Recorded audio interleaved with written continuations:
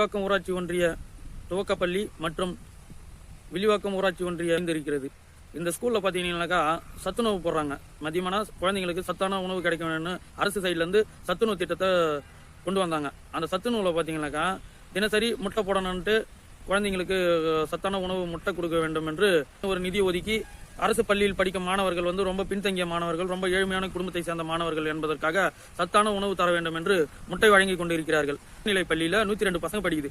அந்த 102 பசங்கள்ல 50 பசங்களுக்கு தான் முட்டை கொடுக்குறாங்க. மீதி 50 பசங்களுக்கு 52 பசங்களுக்கு முட்டை கொடுக்கறதே கிடையாது.